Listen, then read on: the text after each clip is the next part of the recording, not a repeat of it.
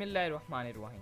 अस्सलाम वालेकुम मुअज़्ज़ज़ नाज़रीन, उम्मीद है कि आप सब खैरियत से हों। नाज़रीन, कुल्लूस उस्मान आखिरकार अपने इख्तिताम को पहुंच ही रहा है और जैसा सोच रहे थे उससे भी आगे बढ़ गया।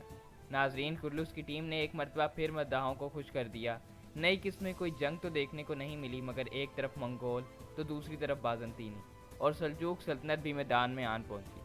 इस किस्म में ये भी देखने को मिला कि उमर बे एक बार फिर निकोला के साथ जा मिले, मगर जिन्हें सब खाना बदोश कहते थे वो इन सब के लिए एक बड़ी रुकावट बन गई। इस सारी सूरत हाल से एक बात तो वाज़ेह हो चुकी है कि आने वाले दिनों में कुल्लूस में बहुत सी मुख्तलिफ और मज़ेदार सी सूरत हाल देखने को मिल सकती हैं, और सबसे बढ़कर सल्जूक सल्तनत के आखिरी सुल्तान मसूद दोम भी देखने को मिले।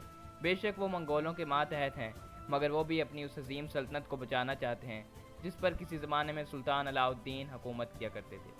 नाज़रीन, रिलीज़ होने वाली किस्में सल्जुक सल्तनत की एंट्री और सुल्तान मसूद को देखने से ऐसे भी लगने लगा कि हम अर्तुगरुल गाज़ी के उस दौर में पहुंच चुके हैं जहां सुल्तान अलाउद्दीन का अजीम तक मद्दाहों के लिए भी दिलचस्पी का बायस बना।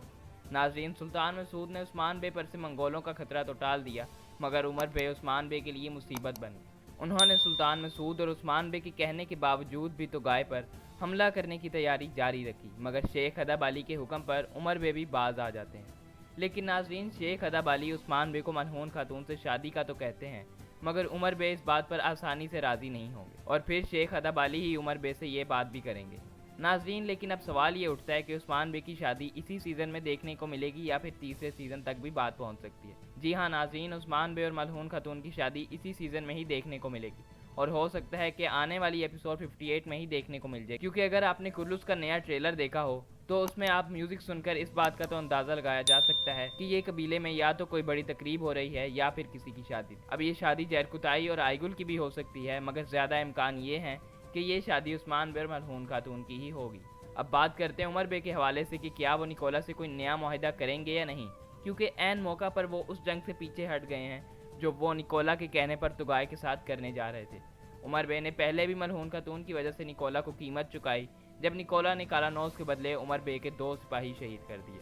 लेकिन एक मरतबा फिर जब निकोला को इस बात का पता चलेगा कि उमर बे फिर जंग से पीछे हट गए हैं तो वो खूब आग बगोला होगा और उस्मान बे पर भी गुस्सा होगा। नाज़रीन, कुल्लूस उस्मान में उमर बे की आमद पर जो तवक्का की गई थी उसके तो बरअक्स ही हो रहा है और उस्मान बे और उमर बे तब की लड़ाइयाँ ही करते जा रहे हैं। लेकिन नाज़रीन, मद्दाह इस बात का इंतजार कर रहे हैं कि इनका इत्तेहाद कब मजबूत होगा। मगर नाज़रीन, इस लड़ाई से निकोला पीछे नहीं हट सकता, क्योंकि इस जंग की शुरुआत निकोला ने गवर्नर्स की हमायत हासिल करके की है। निकोला और तुगाय के दरमियान कोई मुकाबला तो दिखाया जा सकता है, मगर तुगाय निकोला को कोई जानी नुकसान या कोई बड़ा नुकसान नहीं पहुँचा पाएगा।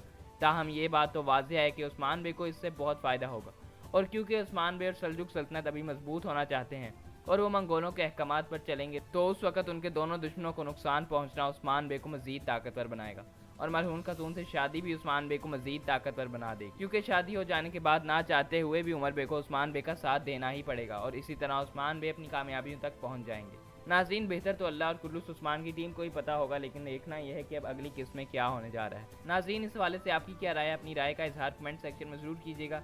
उम्मीद करता हूँ आपको वीडियो पसंद आई है। अगर वीडियो पसंद आई है तो इस वीडियो को लाइक कर दें और चैनल को सब्सक्राइब नहीं किया तो सब्सक्राइब कर दें। मैं मिलूंगा अगली वीडियो में। अपना ख्याल रखिएगा। अल्लाह हाफिज़।